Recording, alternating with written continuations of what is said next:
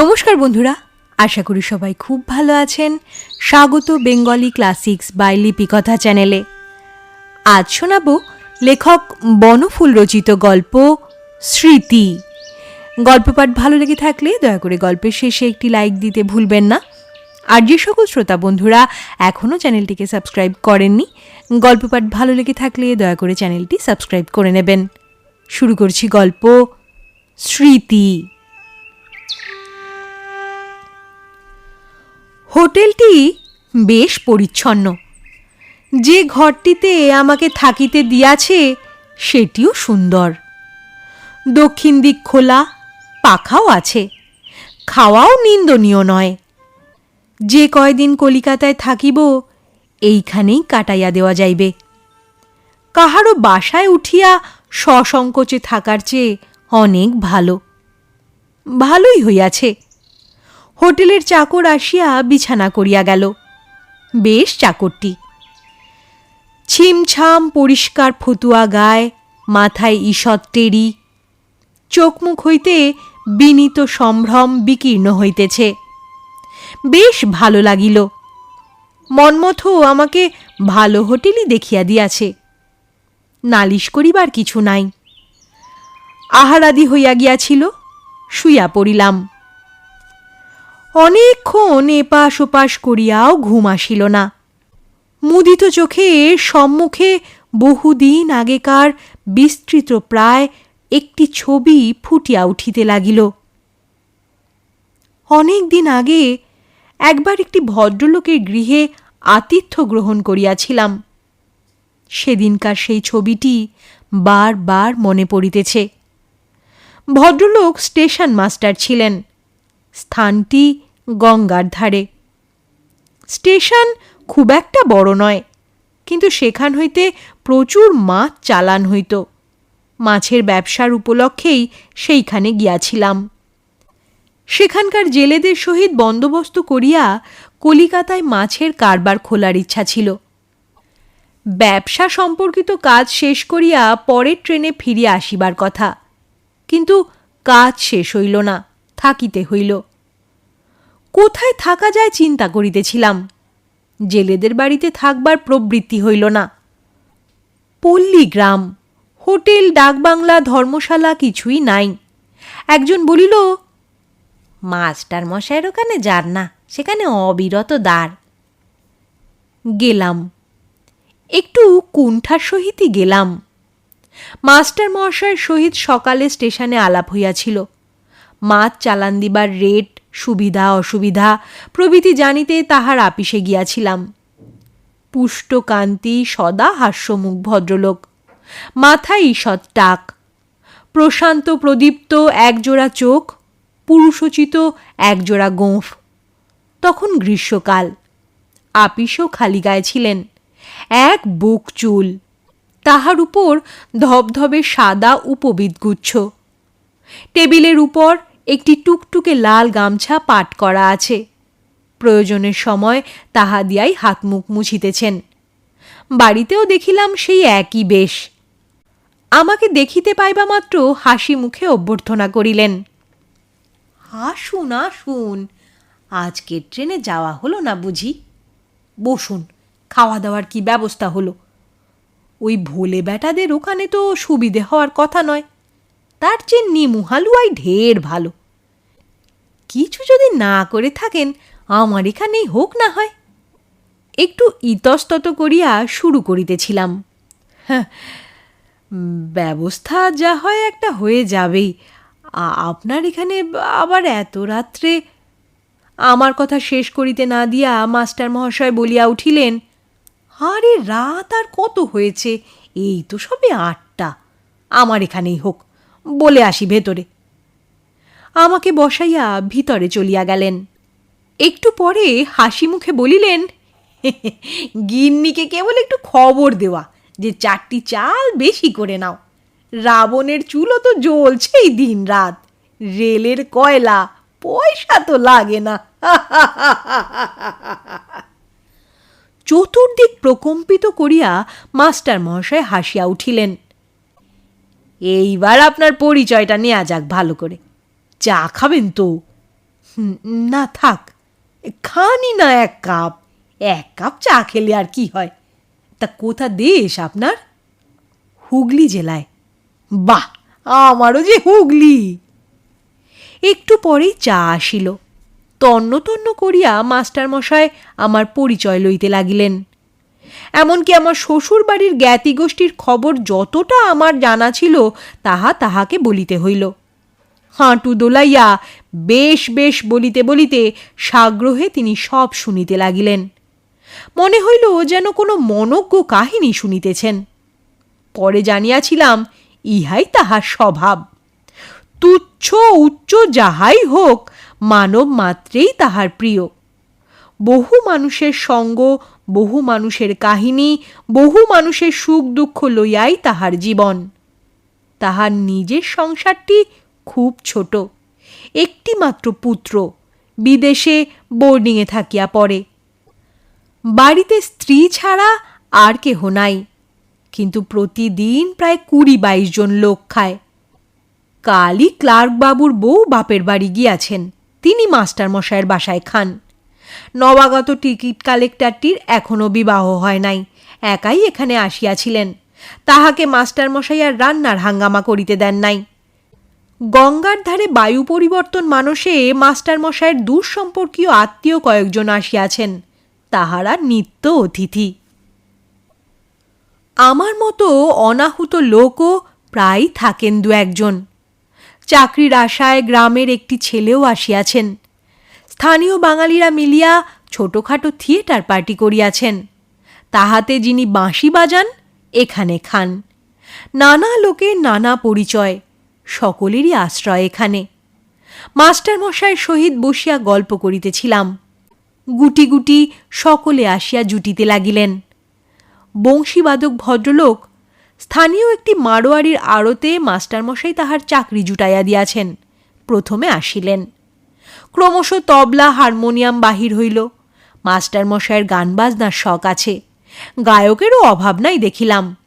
টালি ক্লার্ক, ডাক্তারবাবু, দারোগাবাবুর শালা, বায়ু পরিবর্তনের জন্য যাহারা আসিয়াছেন তাহাদের মধ্যেও জন ২ বেশ গাইতে পারেন। দেখিতে দেখিতে আসর জমিয়া উঠিল। নিধুবাবু, রবিবাবু, দ্বিজুবাবু, রামপ্রসাদ কেউ বাদ গেলেন না, সব রকমই রহিল। রাত্রি ১১টায় মালগাড়ি পাস করিয়া ছোটবাবু আসিলেন। তখন চাকর আসিয়া খবর দিল খাবার জায়গা হয়েছে। সকলে উঠিয়া ভিতরে গেলাম। এখনো ছবিটা বেশ স্পষ্ট মনে পড়িতেছে। মাস্টারমশায়ের কোয়ার্টার্সের অপরিসর বারান্দায় আহারের স্থান হইয়াছিল। ছোট বারান্দায় ঘেঁষাঘেঁষি করিয়া বসিতে হইল। সকলের ভাগ্যে আসনও জোটে নাই। পাট করা ১৭ ইঞ্চি কম্বল, বোড়া প্রভৃতি দিয়া মাস্টার গৃহিণী সমস্যার সমাধান করিয়াছেন দেখিলাম। আহারও অতি সাধারণ গোছের। কলা পাতার উপর গরম ভাত, একটু ঘি, আলু ভাতে, ডাল ভাতে, একটা সাধারণ একটু ডাল, একটু তরকারি, মাছের ঝোল, একটু অম্বল।